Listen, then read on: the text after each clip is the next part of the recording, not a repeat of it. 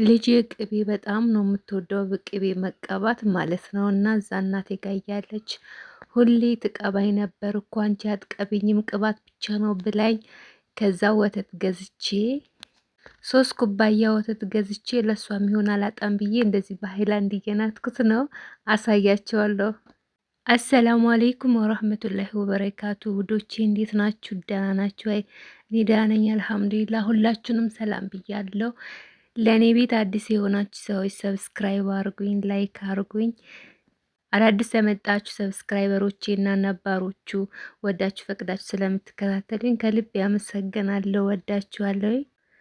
በ3 ኩባያ ወተት ምን ምን እንዳተረፍኩ በነግራችሁ አታምኑኝም። እና እንደዚህ ቅቤ መግዛት ማትፈልጉ፣ እኔ ቅቤ መግዛት አልፈልግም፣ ብዙም አልወድም፣ መብላትም መቀባትም እንትን አይደለሁም፣ አልወድም።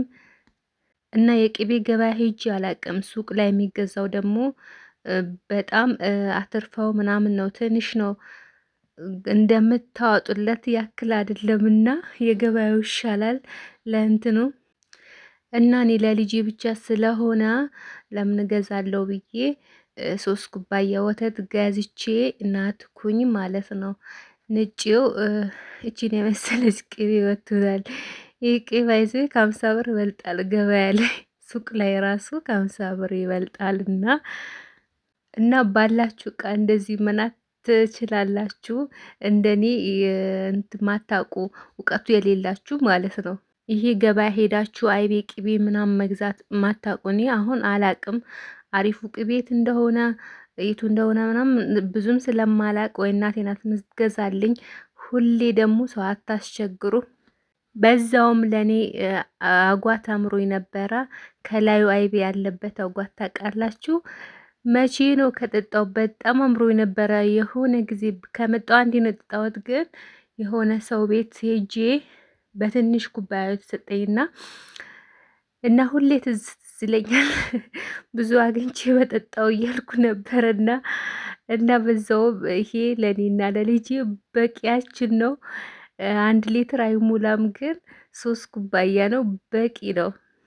እና አይቤ የምትፈልጉ አይቤ የሚናፍቃችሁ መዳም ቤት ሆናችሁ ይሄ አጓት የሚናፍቃችሁ፣ ለነገሩ የአረብ ሀገሩ እንትን አይጣፍጥም አጓቱም ማለት ነው። እኔ የምሰራ ነበር እዛ እያለው ለበን ወይም ዘባዲ ገዝታችሁ፣ ለበን ሳይሆን ለበን ብዙም አይወጣውም፣ ሊወጣው ዘባዲ ይሻላል። ዚብዳ ሳይሆን ዘባዲ የሚባል አለ አይደል? ሮብ ነው የሚባለው። ኩዌት ግን አላቅም፣ ሌላ ሀገር ዘባዲም ሮብም፣ ሳውዲ ዘባዲ ነው የሚሉት። እና እሱን ገዝታችሁ ወፍራሙን እርጎ ማለት ነው፣ ለበን ሳይሆን ሌላኛው፣ እሱን ገዝታችሁ 6 ሀባ ብትገዙ ትንሹ ለአንድ ሰው ይሆናችኋል። አንዴ ናፍቆታችሁን ለመወጣት ማለት ነው። ያኔ እሱን ማታውቁ ያላችሁ ብዬ አላስብ። ምናልባት አዲስ ሄዳችሁ፣ እኔም ቆይቼ ነው ያወቅኩትና ነባሮቹማ ታውቃላችሁ፣ እንጀራ መጋገርን ታውቃላችሁ፣ በፍርኖ ዱቄት እንጀራ እንዴት እንደምትጋግሩ ዳቦ፣ ነባሮቹ እናውቃለን። ግን አዲስ የሄድን ምናምን አናቅም።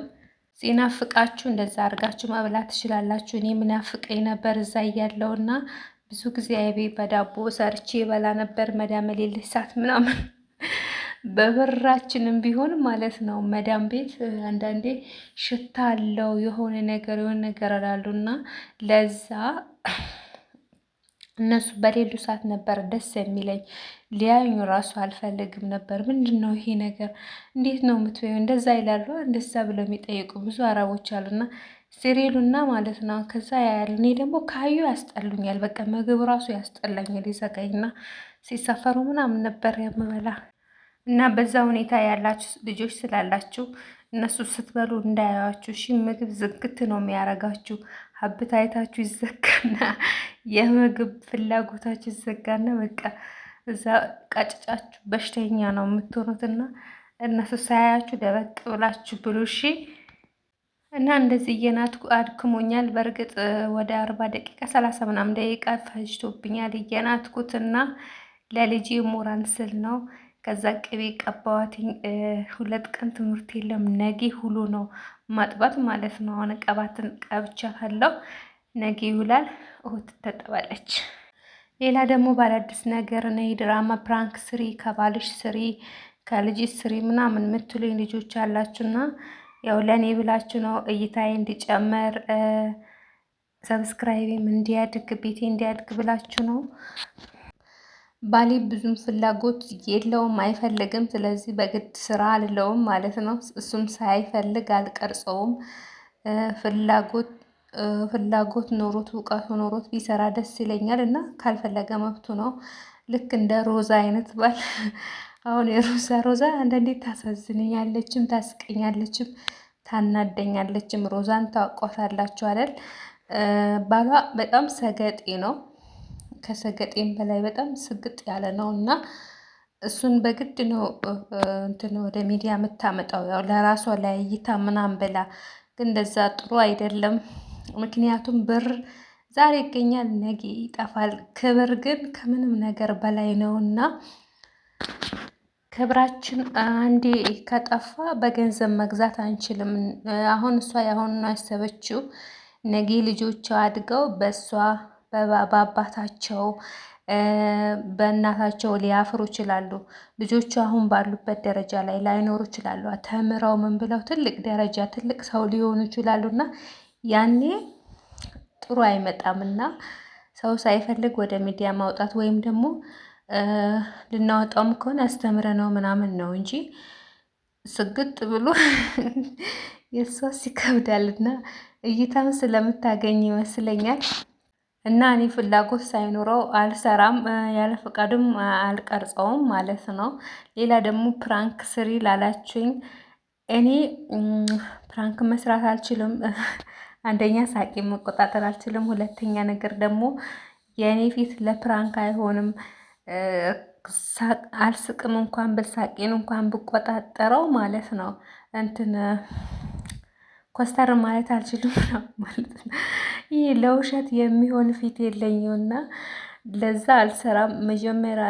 መጀመሪያም ስጀምር ብሎግ ምናምን ሰራለሁ የራሴን ነገር ላይፍ ኤክስፒሪየንስ ምናምን እንደዛ ሰራበታለሁ ብዬ ነው ዩቲዩብን የጀመርኩት። ሌላ ደግሞ ኢንሻአላ ስራ ስጀምር ስራዬን አስተዋውቅበታለሁ።